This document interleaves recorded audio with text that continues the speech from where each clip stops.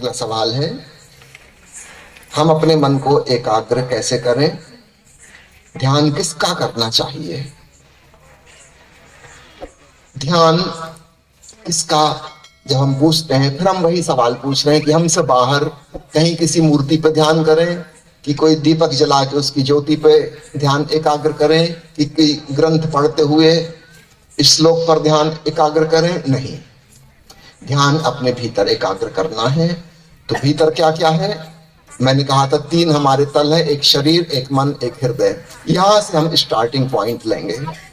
शरीर में श्वास आ जा रही है, इस श्वास को गौर से देखें। भगवान बुद्ध ने इसी को विपस्सना ध्यान पद्धति कहा है। मन में विचार चल रहे हैं, इन विचारों को आते जाते देखें चुपचाप। इसको ज्ञान योग की विधि कहा जाता है। और तीसरा है हमारा हृदय, भावनाओं का जगत। अपने भीतर उमड़ती घुमड़ती भावनाओं को देखें, ये भक्ति का मार्ग है। तो मुख्य रूप से 3 मार्ग हैं, कर्मयोग, ज्ञान योग, भक्ति योग।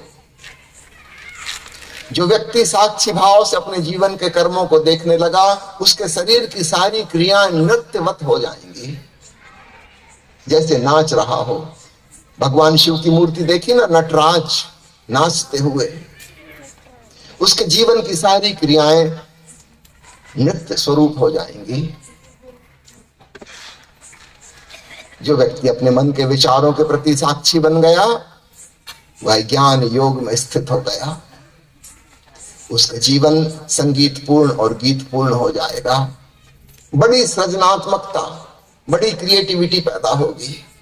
और जिस व्यक्ति ने भक्ति में डुबकी लगा ली, वो मीरा की तरह, नानक की तरह, कबीर की तरह आनंद मगन हो जाएगा।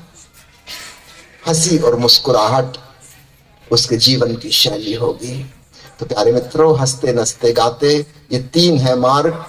इसी को हम दूसरे शब्दों में कह लें ज्ञान योग, कर्म योग, भक्ति योग। यहां अपने ध्यान को लगाना है, स्वयं से बाहर नहीं। ये हमारे भीतर के ही तत्व हैं, और तीनों के पार अंततः हम पहुंच जाएंगे चौथे में, वो जो सबका साक्षी है, हमारे भीतर का चैतन्य ब्रह्म परमात्मा में स्थित हो जाएंगे अंततः।